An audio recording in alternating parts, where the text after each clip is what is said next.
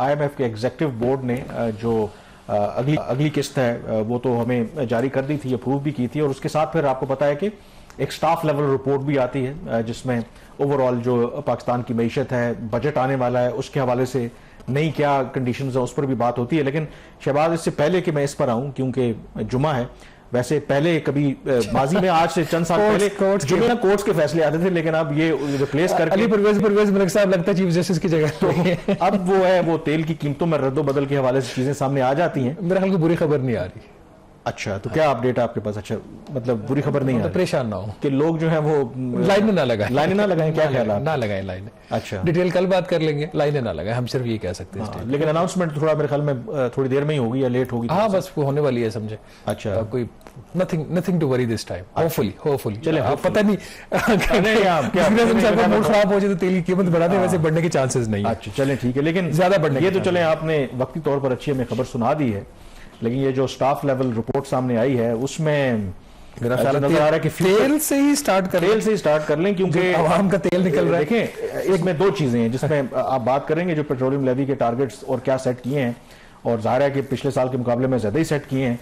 मैं तो इसको इस एंगल से देख रहा हूं कि अगर ये जंग तो इंशाल्लाह जल्दी खत्म हो और इंटरनेशनल मार्केट में होपफुली तेल की कीमतें भी नीचे आएंगी, लेकिन ये जो लेवी के हमने टारगेट्स रखे हैं उसको सामने रखते हुए भी तो मुझे नहीं लगता कि अवाम को उस तरीके से फिर इतना रिलीफ मिलेगा, क्योंकि अगर हमने इतना कमिट कर लिया IMF के साथ कि फर्दर पेट्रोलियम लेवी से ही कर लेते हैं, फिर इधर से बाकी बात नाज़रीन काफी ज्यादा करने वाली है। बजट भी चल रहा है, IMF की टीम भी पाकिस्तान में। ये जो IMF की रिपोर्ट में कैसा इंकिशाफ हुआ है, जो हम भी पहले इसको नहीं पकड़ सके। IMF की रिपोर्ट वेबसाइट पे अवेलेबल है, आज ही रिलीज हुई है। उसके अंदर नाज़रीन ये इंकिशाफ हुआ है कि पाकिस्तान में जो पेट्रोलियम मसनूआत हैं उसके ऊपर जो इफेक्टिव टैक्स रेट है वो 166% है। अगर 100 रुपए का पेट्रोल है तो उसके ऊपर जो इफेक्टिव रेट है वो 166 रुपए टैक्स मिला के 266 रुपए। तो इफेक्टिव टैक्स रेट पेट्रोलियम मसनूआत के ऊपर पाकिस्तान में IMF की रिपोर्ट के मुताबिक 166% है।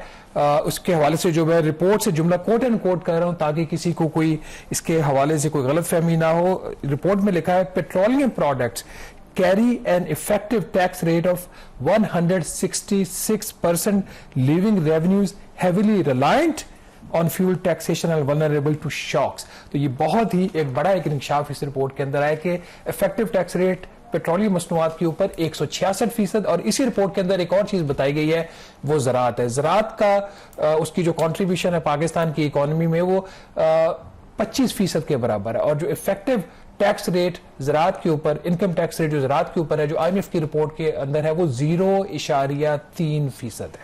तो ये दो बड़े नंबर्स हैं कामरान, ये हम नाज़रीन के लिए छोड़ के जा रहे हैं। मतलब ये होश उड़ाने वाले दोनों नंबर्स हैं। ज़राअत वाला भी क्योंकि इसके ऊपर इतना फोकस नहीं होता है, सूबाई मामला है, आईनी तौर पर फेडरल गवर्नमेंट भी कुछ नहीं कर सकती। और दूसरा ये खास तौर पर पेट्रोलियम मसनूआत, इसी के कॉन्टेक्स्ट में इस साल का जो हदफ था पेट्रोलियम मसनूआत से पेट्रोलियम लेवी देने का, वो 1468 अरब रुपए था। तो हम जैसे पहले बात कर चुके हैं कि पहले जो 9 माह है इस माली साल में, उसमें जो टैक्स कलेक्शन हुई है इसकी पेट्रोलियम लेवी की मद में, वो 1205 अरब रुपए है, जो पिछले पूरे साल के तकरीबन बराबर। अभी 3 माह बाकी हैं, कहानी यहां पे खत्म नहीं होती। अगले साल का जो हदफ IMF ने रख दिया, जो इस रिपोर्ट के अंदर लिखा हुआ है, वो 1727 अरब रुपया पेट्रोलियम लेवी का हदफ अगले साल के लिए प्रपोज किया है IMF ने, जो कि बजट में आपको नंबर्स नजर आ जाएंगे, जो इस साल के मुकाबले में कोई 18% या 260 अरब रुपया ज्यादा। अब इसमें कैच क्या है? कैच ये है कि जो तेल के ऊपर जो टैक्स है वो फिक्स है, 80 रुपए फी लीटर है जो IMF से मुआहिदा। अभी इस वक्त कोई 118 रुपए के करीब आपका पेट्रोल के ऊपर है, कोई 43 रुपए फी लीटर डीजल के ऊपर, 160 रुपए टोटल हो गया। हुकूमत पेट्रोलियम प्राइसेस बढ़ाई जा रही है क्योंकि आलमी मंडी में तेल की कीमतें बढ़ रही हैं। और ये IMF की शर्त भी थी, बाय द वे। प्रोग्राम का जो अप्रूवल हुआ है ट्रांच का IMF के बोर्ड की तरफ से, उसमें 2 प्रायर एक्शंस थे कि FPR कोर्ट केसेस में 322 अरब रुपया इकट्ठा करेगा, जो हम पहले रिपोर्ट कर चुके। दूसरी उसकी प्रायर कंडीशन ये थी कि आप पाकिस्तान के अंदर जो तेल की कीमतें हैं वो आलमी मंडी की कीमतों के बराबर लेके जाएं और उस पर टैक्स पे रिकवर, ये उसकी प्रायर एक्शन थी।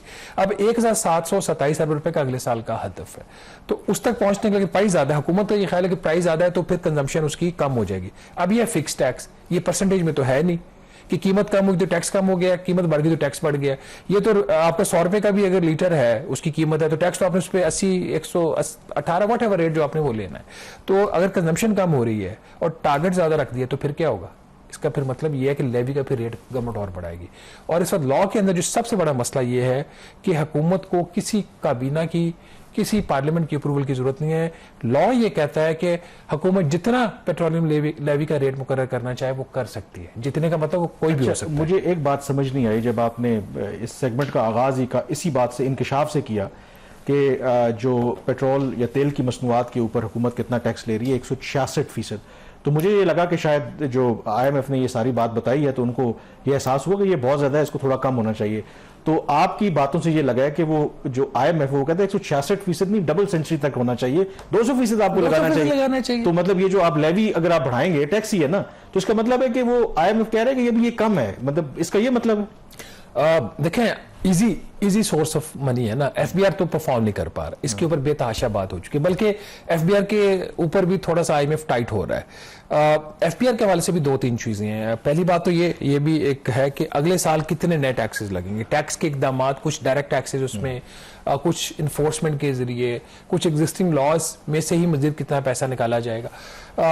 जो इनका मुआहदा हुआ हुकूमत का IMF के साथ, उसके तहत अगले माली साल में वफाकी और चारों सूबाई हुकूमतों को 860 अरब रुपए के नए टैक्स इकदाम करने पड़ेंगे। 860 अरब रुपए के, इसमें वफाकी हुकूमत का हिस्सा है 430 अरब रुपया इजाफी टैक्स इकदामात का, और सूबों का भी 430 अरब, चारों सूबों का। पिछले साल के मुकाबले में थोड़ा कम नहीं है? इससे पहले तो उससे कम है क्योंकि ये फ्रंट लोडेड प्रोग्राम था ना, पहले दबा के इन्होंने टैक्सेस लगाए ना।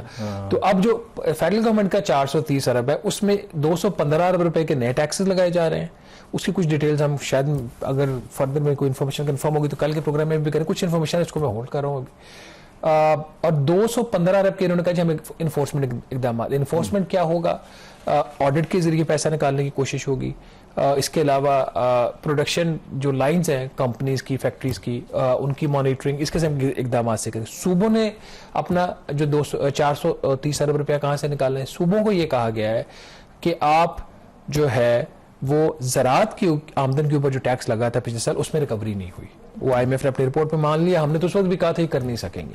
तो उन्होंने कहा सूबे जो है वो ज़राअत की आमदन के ऊपर टैक्स इकट्ठा करेंगे ज़्यादा, और उसके अलावा जो आपको पता है कि खदमात का जो शोबा है, जो सर्विसेज हैं, वो आईनी तौर पर सूबाई मामला है। तो सर्विसेज के ऊपर जो सेल्स टैक्स सूबे के पास है, तो जो अभी बहुत सारे एरियाज में जो है वो बहुत सारी सर्विसेज जिसके ऊपर अभी जो प्रोविंशियल गवर्नमेंट से या टैक्स कम ले रही है, ले ही नहीं रही। तो उन्होंने कहा जी कि सेल्स टैक्स जो खिदमात हैं, खिदमत जैसे मैं और आप अभी काम कर रहे हैं, हम भी सर्विस दे रहे हैं, तो हम कोई गुड्स तो सेल नहीं कर रहे, तो सेल्स टैक्स जो है खिदमात के ऊपर, वो आप उसके ऊपर उसका जो नेट है उसको मजीद जो है इसको एक्सपेंड करेंगे। एक और जो चीज़ उन्होंने FBR के लिए की, FBR का अभी जो उसके क्वार्टरली जो अहदाफ IMF के साथ तय होते हैं ना, वो इंडिकेटिव टारगेट बोलते थे उसको। इंडिकेटिव का मतलब ये होता है कि ये आपकी IMF की शर्त है कि आपने फॉर एग्जांपल आपने टैक्स इकट्ठा करना है, इस साल करना था 14,130 अरब रुपया, तो वो मिस हो गया है।